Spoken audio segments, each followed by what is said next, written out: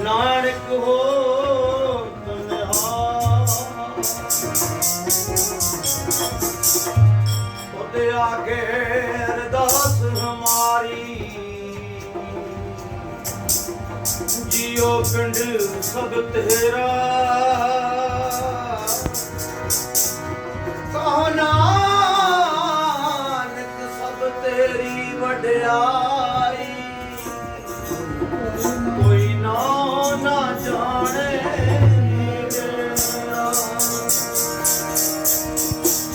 ਨਾਮ ਲਈਏ ਸਤਿਗੁਰੂ ਨਾਨਕ ਦਾ ਦੁੱਖ ਰੋਗ ਸਭ ਮਿਟੇ ਭਿਆਨਕ ਨਾਮ ਲਈਏ ਸਤਿਗੁਰੂ ਨਾਨਕ ਦਾ ਦੁੱਖ ਰੋਗ ਸਭ ਮਿਟੇ ਭਿਆਨਕ ਨਾਮ ਲਈਏ ਸਤਿਗੁਰੂ ਨਾਨਕ ਦਾ ਹੰਸ ਕਹੇ ਚੁਗ ਮੋਤੀ ਮਾਨਕ ਆਨ ਸਾਰੀ ਸੰਗਤ ਗੱਜ ਕੇ ਆਖੋ ਧੰਨ ਸ਼੍ਰੀ ਗੁਰੂ ਬਾਬਾ ਨਾਨਕ ਸਾਰੀ ਸੰਗਤ ਸ਼ਰਧਾ ਨਾਲ ਆਖੋ ਧੰਨ ਸ਼੍ਰੀ ਗੁਰੂ ਬਾਬਾ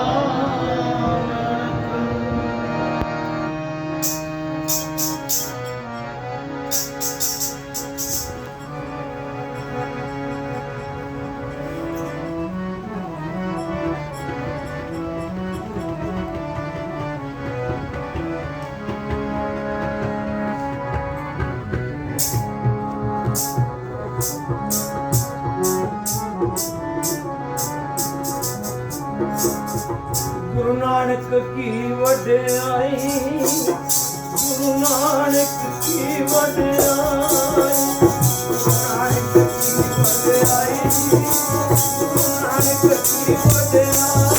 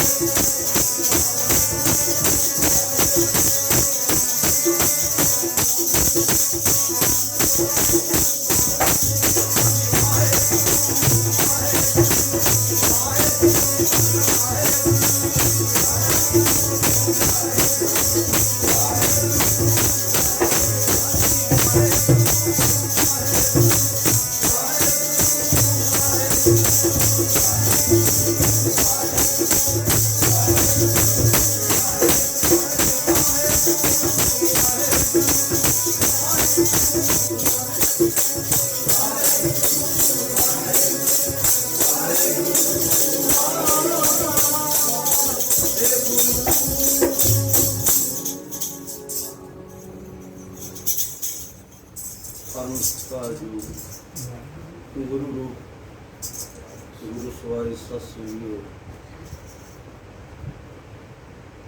कीर्तन की आरंभता शुरू हो चुकी है। आओ पहले सब को पहला फतेह सांझी करिए। वाहिगुरू जी का खालसा वाहिगुरू जी की फतेह। गुरु नानक के दरबार में बैठ के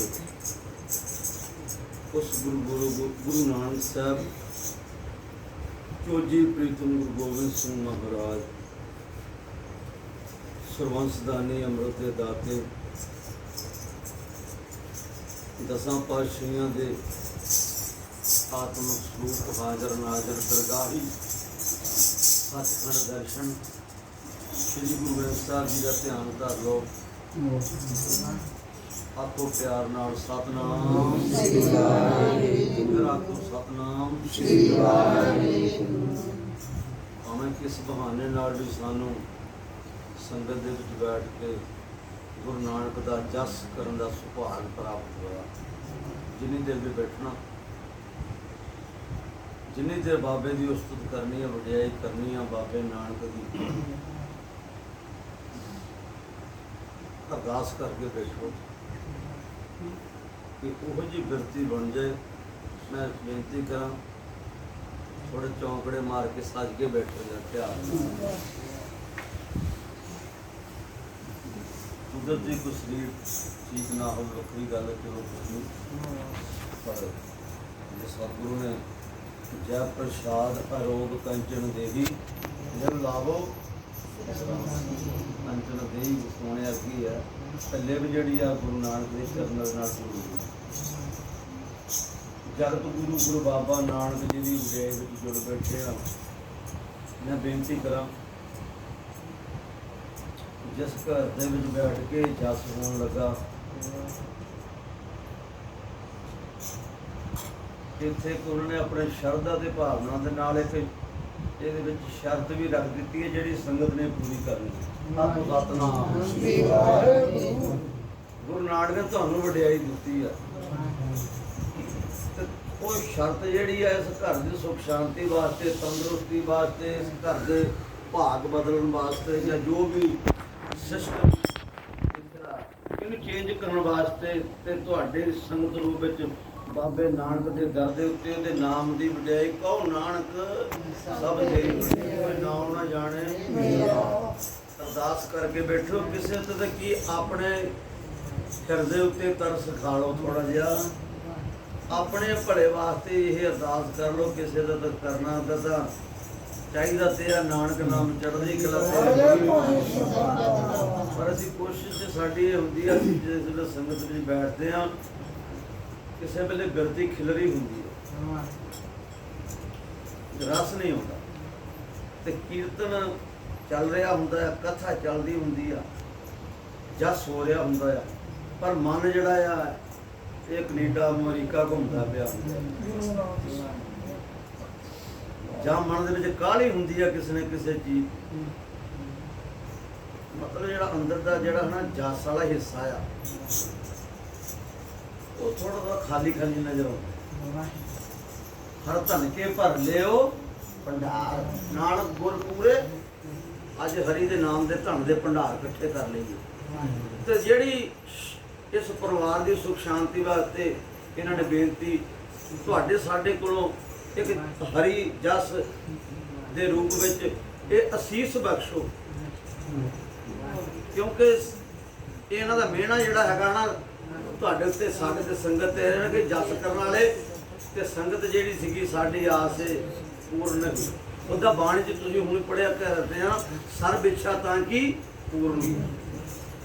इत्थे वैसे जो मांगे ठाकुर अपने ते सोई सोई हुण तुसीं तुक पढ़ रहे थे कि तो मैं विचार इतने कोई कुदरती मन के आ जाता क्योंकि ये अवस्था बन जाती किसी वेले बनती किसी पर जे अवस्था बनाने का यत्न करिए तो ही बने। जी तुक आई है ना संत कृपा से जमते छुट है वो बड़ी वड्डी गल। की पता संगत में किहड़ा संत बैठा, ये नहीं कि मैं लाल पीले पाए तो मैं ही बाबा बन के नहीं।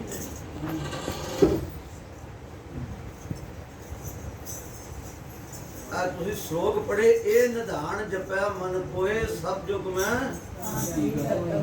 भावें जो मर्जी हूं कर लो गां कर लो, ये महाराज ने कृपा कर दी। गुण गोबिंद नाम धुन, धुन कहते ने अवस्था धुनी गाना। कबीर कैसो कैसो कूकी है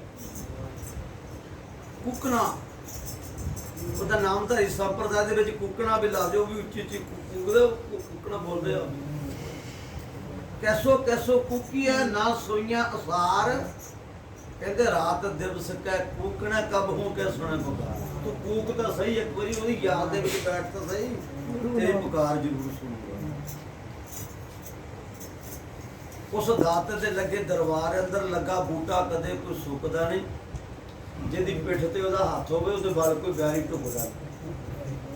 मरण लगा हकीकत कहन लगा उस दाते दा करजा कदे मुकदा नहीं, ਜਿਹਦਾ ਸੱਚੇ ਪ੍ਰਭੂ ਨਾਲ ਪਿਆਰ ਹੈ ਉਹਦੀ ਲਾਜ ਤੇ ਕੁੱਤਾ ਵੀ ਥੁੱਕਦਾ।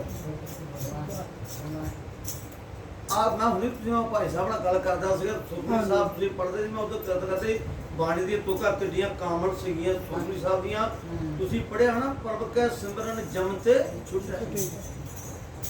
ਸਿਮਰਨ ਦੀ ਵਿੱਚ ਏਡੀ ਮਹਾਨਤਾ ਵੀ ਜਮਾਂ ਤੋਂ ਛੁਟਕਾਰਾ ਹੋ ਜਾਂਦਾ ਹੈ। ਉਹਦਾ ਤਾਂ ਜਨਮ ਜਨਮ ਭਰਮ ਤੋਂ ਫਿਰਿਓ ਮਿਟਿਓ ਜਮ ਕੋ ਤਰਾਸ, ਹੁੰਦਾ ਤਾਂ ਜਮਾਂ ਦਾ ਤਰਾਸ ਬੰਦੇ ਨੂੰ ਪਿਆ ਇਹਦਾ ਪਤਾ ਨਹੀਂ।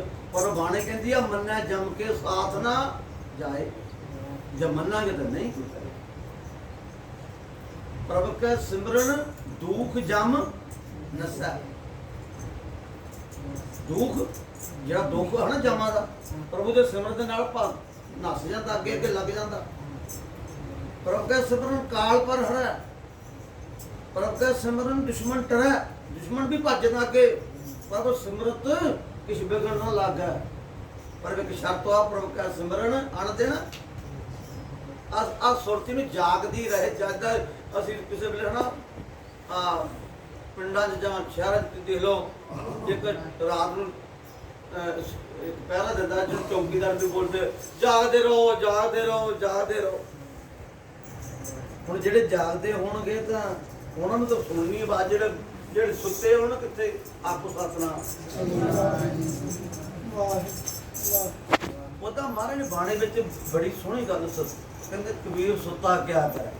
ਜੇ ਹੁਣ ਇੱਥੇ ਵੀ ਸੁੱਤੇ ਹੀ ਰਹੇ, ਸੁੱਤੇ ਦੀ ਨਿਸ਼ਾਨੀ ਕੀ ਹੁੰਦੀ? ਜਦੋਂ ਸੁਣੇ ਨਾ ਕੁਝ ਵੀ ਉਦੋਂ ਸੁੱਤੇ ਹੀ ਹੁੰਦਾ ਬੰਦਾ। ਸੋ ਸੁੱਤੇ ਦੀ ਨਿਸ਼ਾਨੀ ਹੁੰਦੀ ਜਦੋਂ ਨਾ ਕੁਝ ਪਤਾ। ਕਬੀਰ ਸੁੱਤਾ ਕਿਆ ਕਰੇ, ਉੱਠ ਕੇ ਨਾ ਜਪੇ ਮੁਰਾਰ, ਇੱਕ ਦਿਨ ਸੋਵਣ ਹੋਏ ਗੋ ਲਾਂਬੇ ਗੋਡ। ਇਹ ਮਾਨਸ ਜਨਮ ਤੋਂ ਲੰਬ ਹੈ, ਹੋਏ ਨਾ ਬਾਰੰਬਾਰ। ਇਹ ਬਾਰ ਬਾਰ ਥੋੜ੍ਹਾ ਜੋ ਬਣ ਫਲ ਪਾ ਕੇ ਭੁੱਲੇ ਬੌਰ ਨਾ ਲੱਗੇ ਡਰ। ਕਿਸੇ ਟਾਹਣੀ ਦੇ ਨਾਲ ਲੱਗਾ ਹੋਇਆ ਫਲ ਜਿਹੜਾ ਟੁੱਟ ਕੇ ਥੱਲੇ ਡਿੱਗਦਾ ਹੋਣਾ, ਮੁੜ ਕੇ ਉਹਨੂੰ ਜੋੜਨ ਦਾ ਯਤਨ ਕਰੋ। ਜੋੜੋ, ਕੋਈ ਫੈਵੀਕੋਲ ਨਹੀਂ ਬਣਿਆ ਅਜੇ ਤੱਕ, ਕੋਈ ਇਹੋ ਜਿਹੀ ਜੋੜਨ ਵਾਲੀ ਚੀਜ਼ ਨਹੀਂ ਬਣੀ ਕਿ ਜਿਹੜੀ ਉਸ ਰੁੱਖ ਦੇ ਨਾਲ ਟਾਹਣੀ ਦੇ ਨਾਲ ਟੁੱਟੇ ਹੋਏ ਰੁੱਖ ਨੂੰ ਮੁੜ ਕੇ ਜੋੜ ਦੇ। ਪਰ ਅੱਜ ਅਸੀਂ ਉਸ ਪਰਮਾਤਮਾ ਦੇ ਚਰਨਾਂ ਦੇ ਵਿੱਚ ਬੈਠ ਕੇ ਜੁੜਨ ਦਾ ਯਤਨ ਕਰਨਾ, ਕਿਉਂਕਿ ਇੱਥੇ ਉਹਦੀ ਸ਼ਰਤ ਮਨਜ਼ੂਰ ਹੁੰਦੀ ਹੈ, ਇੱਥੇ ਉਹਦੀ ਅਰਦਾਸ ਮਨਜ਼ੂਰ ਹੁੰਦੀ ਆ। ਇੱਥੇ ਜੁੜਨ ਵਾਲੇ ਤੇ ਜੋੜਨ ਵਾਲੇ ਦੀਆਂ ਗੱਲਾਂ ਆ, ਟੁੱਟਿਆਂ ਦੀਆਂ ਗੱਲਾਂ ਨਹੀਂ ਹੈਗੀਆਂ। ਇੱਥੇ ਜੋੜਿਆ ਮਹਾਰਾਜ ਨੇ ਬਾਣੀ ਦੇ ਵਿੱਚ ਬਹੁਤ ਸੋਹਣੀ ਗੱਲ ਹੈ ਕਿ ਤੁਸੀਂ ਪੜ੍ਹੀ ਸੁਖਮਨੀ ਸਾਹਿਬ ਦੇ ਵਿੱਚ, ਸਾਜਨ ਸੰਤ ਕਰੋ ਇਹ ਕਾਮ ਆਣ ਤਿਆਗ, ਜਪੋ ਹਰ ਨਾਮ ਸਿਮਰ ਸਿਮਰ ਸਿਮਰ ਸੁਖ ਪਾਵੋ, ਆਪ ਜਪੋ।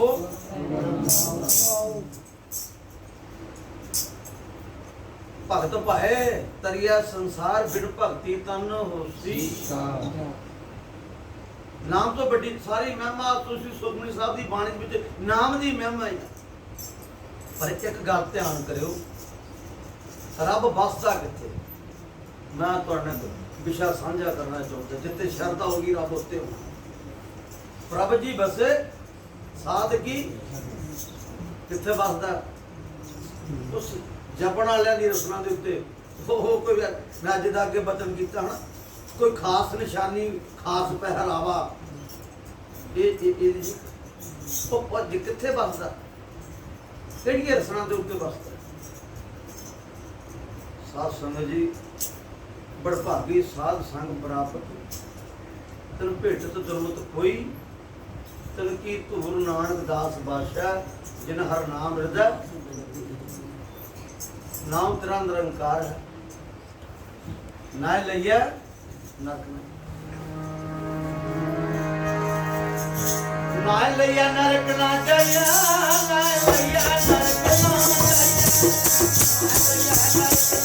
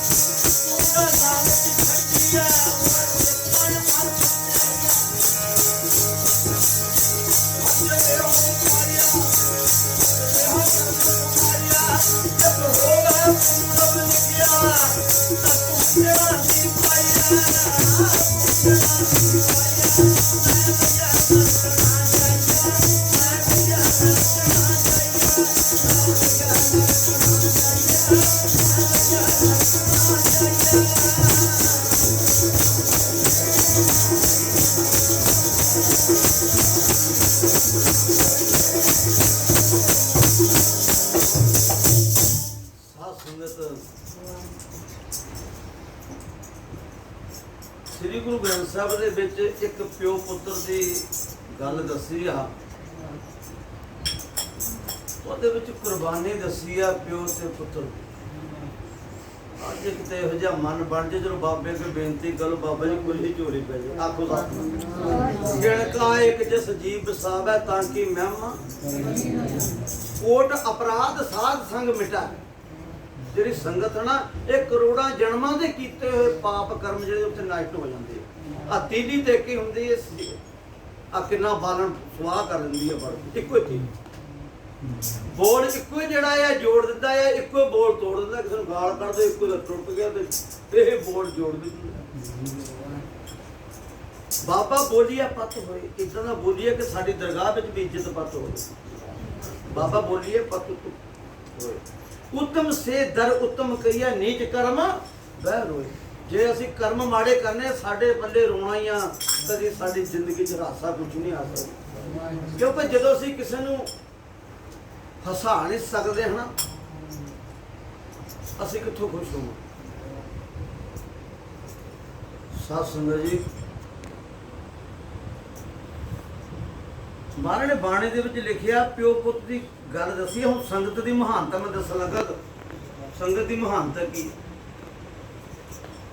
ਸਮਣ ਸਿਉ ਇਸ ਪ੍ਰੇਮ ਕੀ ਦਮ ਕਾ ਹੋਤੀ ਸਾਠ। ਰਾਵਣ ਹੋਤੇ ਸੁਰੰਕ ਨੇ ਜਿਰ ਸਿਰ ਦੀਨੇ। ਰਾਵਣ ਨੇ ਉਹਨੂੰ ਖੁਸ਼ ਕਰਨ ਵਾਸਤੇ ਵਿਸ਼ਨੂੰ ਭਗਵਾਨ ਨੂੰ 12 ਵੇਰੀ ਸਿਰ ਦਿੱਤਾ। ਜਦੋਂ ਮੰਗਿਆ ਵਿਸ਼ਨੂੰ ਨੂੰ, ਉਹਦੇ ਸਿਰੇ ਆਪਣਾ ਦਿੱਤਾ। ਹੁਣ ਵੀ ਕੋਈ ਰਮਾਨ ਨੂੰ ਦੇਖੋ ਨਾ, ਤਾਂ ਉਹ ਜਿਹੜੇ ਛੱਡਦੇ ਆਪਣੇ ਤੀਰ, ਤਾਂ ਉਹਦਾ ਇੱਕ ਸਿਰ ਲੱਗਦਾ ਤੇ ਦੂਜਾ ਫਿਰ ਰਾਵਣ ਦੇ ਨਾਲ ਜੁੜ ਜਾਂਦਾ, ਫਿਰ ਦੂਜਾ। ਕਿਉਂਕਿ ਇਹਨੇ ਵਰ ਲਏ ਸੀ ਵਿਸ਼ਨੂੰ ਭਗਵਾਨ ਦੇ ਕੋਲੋਂ, ਤੇ ਜਿੰਨੀ ਵਾਰੀ ਵੀ ਇਹਦਾ ਸਿਰ ਕੱਟ ਹੁੰਦਾ ਸੀ, ਉਹਦੇ ਨਾਲ ਜੁੜਦਾ ਸੀ। ਕਿਉਂਕਿ ਇਹਨੇ ਮੁਰਸ਼ਦ ਨੂੰ ਖੁਸ਼ ਕਰਨ ਵਾਸਤੇ ਸਿਰ ਤੋਂ ਦਾ ਹੀ ਸੌਦਾ ਜਿੰਨੀ ਵਾਰੀ ਵੀ ਦਿੱਤਾ, ਉਹਨੂੰ ਖੁਸ਼ੀ ਵਿੱਚ ਸਿਰ ਹੀ ਦਿੱਤਾ। ਉਹ ਤਾਈਓ ਸਿਰ ਲੱਗ ਜਾਂਦੇ ਸੀ ਉਹਦੇ ਨਾਲ। ਰਾਵਣ ਹੁਤੇ ਸੁਰੰਕ ਨੇ ਜਰ ਸਰਦੀਨੇ ਕਾਟ। ਇਹ ਬਾਣੀ ਦੇ ਫਰਮਾਨ ਹੈ, ਕੋਲੋਂ ਗੱਲ ਥੋੜਾ ਬਣਾਈ ਹੈ। ਸਮਣ ਜਿਉ ਪ੍ਰੇਮ ਕੀ। ਸਮਣ ਤੇ ਮੂਸਲੇ ਪਿਓ ਪੁੱਤ ਸੀ ਕਿਦੋਂ। ਹੁਣ ਤੁਹਾਡੇ ਮਨ 'ਚ ਵੀ ਕਿਸੇ ਨਾ ਕਿਸੇ ਦੇ ਕਦੀ ਖਿਆਲ ਆ ਜਾਂਦਾ ਵੀ ਸਾਡੇ ਘਰ ਵੀ ਇਹ ਸੰਗਤ ਆਵੇ, ਏਦਾਂ ਸਾਡੇ ਵੀ ਚਰਨ ਪੈਣ ਸੰਗਤ। ਕੋਟ ਅਪਰਾਧ ਸਾਧ ਸੰਗ ਸੰਤ ਕਿਰਪਾ ਤੇ ਜਮ ਤੇ ਛੁਟੈ। ਜਨਮ ਮਰਨ ਤਾਂ ਕਾ ਜਿਹੜਾ ਸਾਡਾ ਜੰਮਣ ਮਰਨ ਦਾ ਦੁੱਖ ਜਿਹੜਾ ਨਾ ਦੁੱਖ ਨਿਵਾਰ ਹੈ, ਇਹ ਦੁੱਖ ਤੇ ਖਤਮ ਹੋਣਾ ਆ। ਦੁਰਲਭ ਦੇ ਤਤਕਾਲ ਆਧਾਰ, ਤਤਕਾਲ ਇਹ ਦੁਰਲਭ ਦੇ ਮਹਾਰਾਜ ਨੇ ਬਖਸ਼ੀ ਹੈ। ਸਾਧ ਸੰਗਤ ਜੀ, ਇਹ ਸਾਹਮਣੇ ਤੇ ਮੂਸਲ ਪਿਓ ਪੁੱਤ ਹੈਗੇ ਗਰੀਬ, ਬਹੁਤ ਗਰੀਬ ਘਰ ਦੇ, ਦਿਹਾੜੀ ਮਜ਼ਦੂਰੀ ਕਰਦੇ ਆ, ਸਵੇਰੇ ਕਰਦੇ ਆ, ਉਹੀ ਸ਼ਾਮ ਨੂੰ ਖਾਂਦੇ ਆ ਲਿਆ ਕੇ, ਕਿਤੇ ਦਿਹਾੜੀ ਮਿਲਦੀ ਕਿਤੇ ਨਹੀਂ ਮਿਲਦੀ। ਸਾਧ ਸੰਗਤ ਮਨ ਦੇ ਵਿੱਚ ਪਿਆਰ ਆਇਆ ਕਿ ਜਿੱਦਾਂ ਹੁਣ ਤੁਸੀਂ ਪਿੰਡਾਂ 'ਚ ਦੇਖੋ, ਇੱਥੇ ਤਾਂ ਮੈਨੂੰ ਪਤਾ ਨਹੀਂ, ਕਈਆਂ ਪਿੰਡਾਂ 'ਚ ਪ੍ਰਭਾਤ ਫੇਰੀ ਨਿਕਲਦੀ ਹੈ ਤੇ ਸੰਗਤ ਜਿਹੜੀ ਆ ਉਹ ਕੀਰਤਨ ਕਰਦੀ ਕਰਦੀ ਗਲੀਆਂ ਦੇ ਵਿੱਚੋਂ ਪ੍ਰਭਾਤ ਫੇਰੀ ਦੇ ਰੂਪ ਵਿੱਚ ਅਗਲੇ ਦੇ ਘਰਾਂ ਦੇ ਵਿੱਚ ਵੀ ਜਾਂਦੀ। ਆ ਹੁਣ ਅਸੀਂ ਆਪਣੇ ਸ਼ਹਿਰ ਟਾਂਡੇ ਉਡਮਣ ਤੋਂ ਹੈਗੇ ਆ, ਉਦੋਂ ਜਦੋਂ ਅਸੀਂ ਛੋਟੇ ਹੁੰਦੇ ਸੀ ਤਾਂ ਅਸੀਂ ਪ੍ਰਭਾਤ ਫੇਰੀ ਕਰਨੀ, ਤਾਂ ਬਾਬਾ ਜੀ ਦੀ ਕਿਰਪਾ ਨਾਲ ਘਰਾਂ ਦੇ ਵਿੱਚ ਪ੍ਰਭਾਤ ਫੇਰੀ ਜਾਂਦੀ ਹੁੰਦੀ ਸੀਗੀ। ਹੁਣ ਜਿੱਥੇ ਬੈਠੇ ਹੈਗੇ ਆ ਤਾਂ ਹੁਣ ਤਾਂ ਕੋਈ ਪ੍ਰਭਾਤ ਫੇਰੀ ਚੜ੍ਹ ਕੇ ਕੋਈ ਫੇਰਾ ਵੀ ਨਹੀਂ, ਉੱਦਾਂ ਵੀ ਨਹੀਂ, ਕੋਈ ਉੱਦਾਂ ਫੇਰਾ ਕਹਿੰਦਾ ਉਹ ਵੀ ਨਹੀਂ ਪੈਂਦਾ। ਪ੍ਰਭਾਤ ਤਾਂ ਵੱਖਰੀ ਗੱਲ ਹੈ। ਪਰ ਇਹਨਾਂ ਪਿਓ ਪੁੱਤ ਦੇ ਮਨ ਵਿੱਚ ਹੈ ਵੀ ਇਹਦਾ ਜਿਹੜੀ ਉਹ ਪ੍ਰਭਾਤ ਫੇਰ ਦੇ ਰੂਪ ਵਿੱਚ ਸੰਗਤ ਜਿਹੜੀ ਹੈ ਕਿ ਸਾਡੇ ਘਰ ਵੀ ਚਰਨ ਪੈ ਜਾਏ। ਆਖੋ ਦਾ ਇਹਨਾਂ ਨੇ ਗੁਰੂ ਅਰਜਨ ਦੇਵ ਜੀ ਦੇ ਚਰਨਾਂ ਦੇ ਵਿੱਚ ਬੇਨਤੀ ਕੀਤੀ, ਮਹਾਰਾਜ ਕਿਰਪਾ ਕਰੋ ਕਿ ਤੁਹਾਡੀ ਸੰਗਤ ਜਿਹੜੀ ਆ ਸਾਡੇ ਦਰ ਤੇ ਵੀ ਸਰਕਤ ਕਰਦੇ ਹਨ, ਸਾਡੇ ਅਦਰੀਜਾ ਦੇ ਤੇ ਸਾਡੇ ਵੀ ਆ ਜਾਵੇ ਸੰਗਤ ਦੇ। ਇਹ ਪਿਓ ਪੁੱਤ ਨੇ ਨਾ ਗੁਰੂ ਅਰਜਨ ਦੇਵ ਜੀ ਦੇ ਚਰਨਾਂ 'ਚ ਅਰਦਾਸ ਕੀਤੀ। ਸਤ ਸੰਗਤ ਮਿਲੈ ਸੋ ਤਰਿਆ ਮਾਧੋ, ਸਤ ਸੰਗਤ ਮਿਲੈ ਸੋ ਤਰਿਆ, ਸਤ ਸੰਗਤ ਮਿਲੈ ਸੋ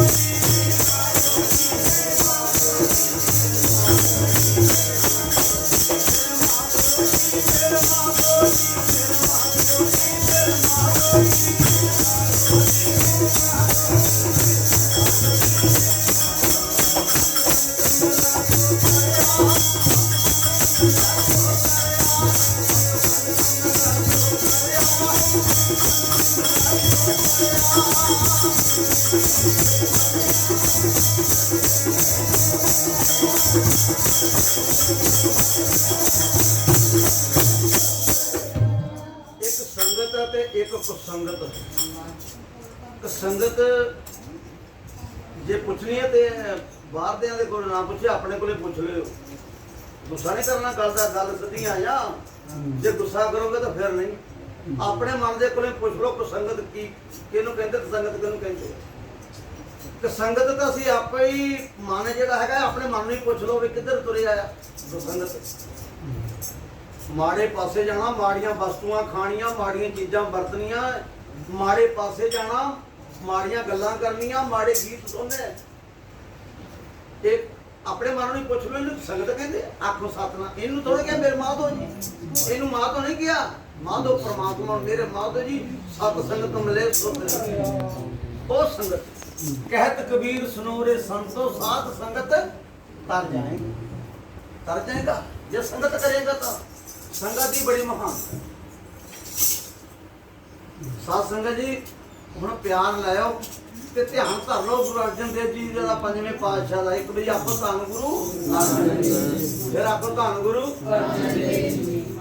ਸਾਧ ਸੰਗਤ ਜੀ ਮਹਾਰਾਜ ਨੇ ਬਾਣੀ ਦੇ ਵਿੱਚ ਲਿਖਿਆ, ਕਹਿੰਦੇ ਬਾਂਸ ਵਡਾਈ ਬੁੱਢੀਆ ਇਹ ਮਤ ਡੂਬੋ ਕੋਏ, ਚੰਦਨ ਕੈ ਲਿਗਟੈ ਬਸੈ ਬਾਸ ਸੁਗੰਧ ਨਾ। ਬਾਂਸ ਦੇ ਵਿੱਚ ਸੁਗੰਧੀ ਨਹੀਂ ਆਉਂਦੀ, ਬਾਕੀ ਚੰਦਨ ਦੇ ਉਹ ਵੀ ਚੰਦਨ ਹੋਇਆ ਰਿਹਾ ਬਸਾ ਜੋ ਚੰਦਨ ਬਾਸ।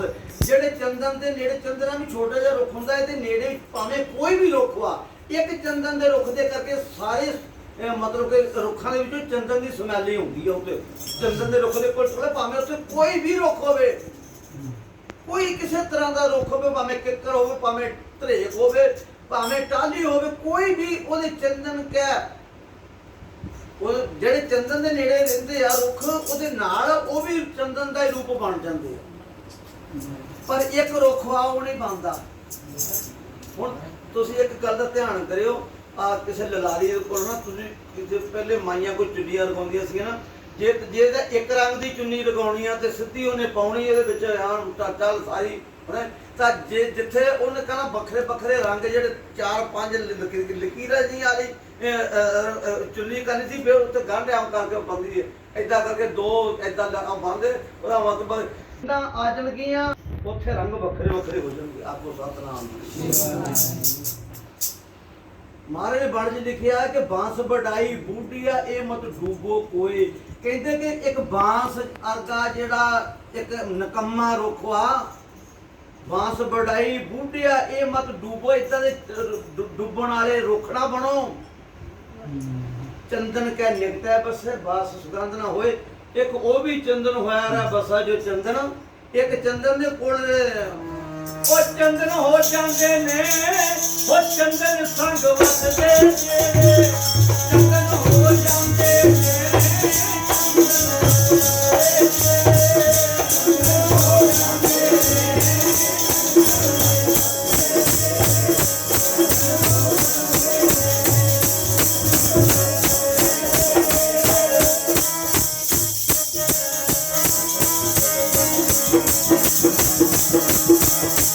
Thank you.